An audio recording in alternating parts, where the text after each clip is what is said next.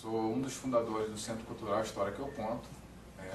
A história que eu conto nasce um pouco da minha história de vida. Eu hoje estou escrevendo um livro que a gente tem a intenção de lançar nacional e internacionalmente, visto que, pela história de vida, eu sou um egresso do sistema, então boa parte dos que viveram acabaram não podendo contar as suas histórias. Eu estou há 13 anos em liberdade e há 11 anos atrás, mais ou menos, eu comecei a fazer um trabalho social numa ONG, coordenei um projeto, fundei um projeto dentro do bairro de Vila Aliança. Depois de 6 anos na coordenação desse projeto, eu saí e aí em 2006, junto com mais 2 pessoas, o Jefferson e o George, a gente começou a pensar o Centro Cultural História que eu Conto. A ideia do Centro Cultural é, antes de tudo, fazer um trabalho preventivo. Então, uma das coisas era usar a minha história de vida para que crianças e adolescentes não se envolvessem com a criminalidade. E assim, tentar fazer com que jovens, por exemplo, que estivessem envolvidos com o tráfico de droga, pudessem ter, dentro do espaço do Centro Cultural, onde a gente também pensava em desenvolver projetos de geração de renda, algo que pudesse atraí-los, já que uma boa parte desses adolescentes tem como justificativa a questão da geração de renda, da renda que o tráfico oferece. E uma das ideias que a gente tinha, na realidade, era desenvolver trabalhos, como, por exemplo, a estamparia, que estava com um link com a oficina de grafite, onde eles poderiam desenvolver seus desenhos, poderiam estampar e esses desenhos pudessem ser postos em camisas e comercializados de forma que isso pudesse dar para eles um retorno financeiro.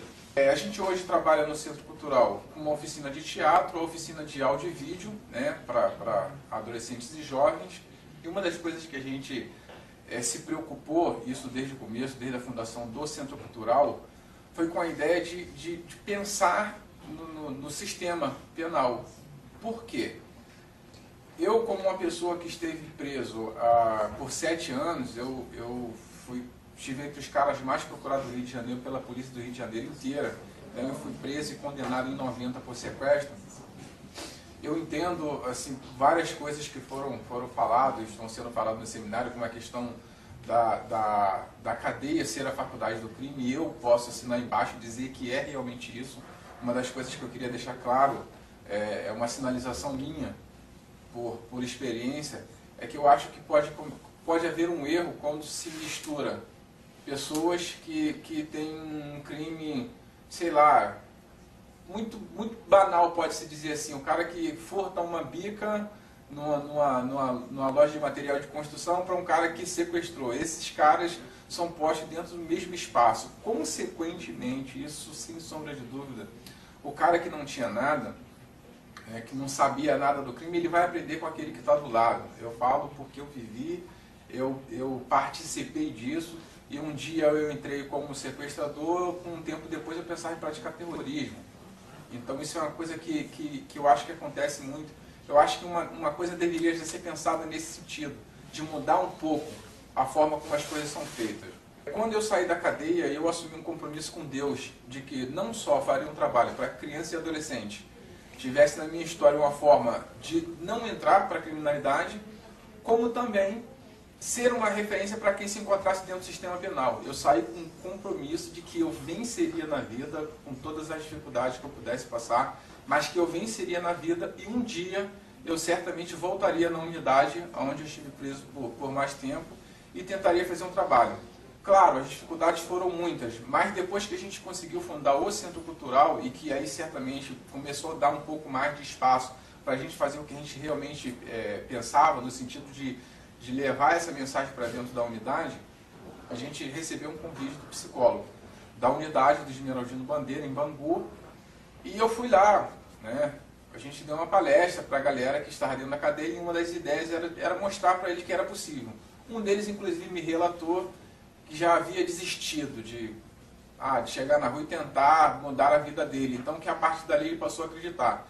E o que a gente prometeu é que um dia a gente voltaria, mas voltaria com coisa mais concreta, com algum projeto desenhado, que a gente pudesse realmente trabalhar e mostrar para os caras, já que eu estou na rua há 13 anos, mostrar que não vale a pena realmente, que vale a pena todos os esforços, todos os sacrifícios. A gente acabou conhecendo aqui no seminário o Rogério, que hoje é o diretor da unidade, dessa unidade penal, e a gente aí começou a bater um papo sobre isso, sobre a possibilidade de desenvolver algum trabalho dentro da unidade com a ajuda do Centro Cultural. Uma das grandes preocupações que aí eu também faço questão de sinalizar, existe um tempo muito ocioso, e aí existe a questão da educação nas unidades. Uma coisa é se preocupar em fazer com que eles entendam a importância que tem a escola para eles, porque isso vai fazer falta quando eles chegarem na rua, certamente, e aí isso independe de ser egresso ou não, faz uma falta tremenda. Agora, uma outra coisa, para além dessa questão da educação, da escola, está essa questão dos cursos profissionalizantes. Então, fala-se muito da questão dos cursos, levar os cursos para dentro das unidades, para poder qualificar. Mas uma grande preocupação, e a gente vem conversando muito isso no Centro Cultural, é se há parceria com empresas privadas ou não, fora das unidades, para que esses internos, quando eles saiam das unidades, eles possam ser aceitos, na realidade. Por quê? Existe o problema do preconceito, como o próprio André falou, isso não muda da noite para o dia, o preconceito existe dentro das próprias famílias. Mas existe uma coisa também que está relacionada à construção de vida de cada indivíduo, na verdade, que é o patrimônio de cada um. Então nós, antes de qualquer coisa, temos o nosso patrimônio família, esse é o nosso maior patrimônio. E aí nós temos o nosso patrimônio material, que é o financeiro, que é essa coisa da grana, do poder aquisitivo. Como é? Por exemplo, se eu nunca tivesse passado por dentro de uma unidade penal, não tivesse sido criado numa favela, tivesse nascido na zona sul da cidade com tudo que eu tivesse direito, construísse um patrimônio e simplesmente sem conhecer, sem saber quem é aquela pessoa, receber aquela pessoa dentro da minha casa, dentro da minha vida. Que segurança, que garantia eu teria de que esse cara não sequestraria alguém da minha família, não me sequestraria, não assaltaria, né, a minha empresa? Eu vejo isso, existe o preconceito, mas existe um medo muito grande. As pessoas, cada vez mais, estão distantes de Deus. O que faz com que nós entremos dentro de uma unidade ou entremos dentro de uma favela para desenvolver um trabalho, antes de tudo tem que ser uma confiança em Deus. É acreditar que não cai uma folha de uma árvore se não for da vontade dele. E o amor pelo ser humano. É trabalhar o amor pela vida do ser humano, pelo sucesso que aquele ser humano pode fazer a partir de um pequeno gesto nosso. Hoje eu sou músico, eu comecei a compor dentro da cadeia, eu comecei a acreditar que a música me ajudaria a ter espaço fora da unidade. Então hoje, eu sou compositor, sou músico, fui vocalista de uma banda que a gente fundou, e a banda tem 10 anos, mas em 2006 eu saí dessa banda. Eu viajei para a Holanda, participei de um festival mundial de arte e cultura 2 vezes, eu participei de um seminário também no Canadá. Então isso através da música. Uma das coisas que a gente gostaria de levar para ele na cadeia seriam oficinas de música, visto que ela na realidade ela não poda, ela não limita esse cara que às vezes sai da unidade, se ele conseguir aprender dentro de uma unidade penal com todo o tempo que ele tem, a ociosidade, e aprender a ler e escrever partitura, que é o que dá a condição a ele de chegar do lado de fora e não só levar mensagem através da música, como também ter o seu sustento, ser uma pessoa independente, visto que tem mercado para que ele trabalhe.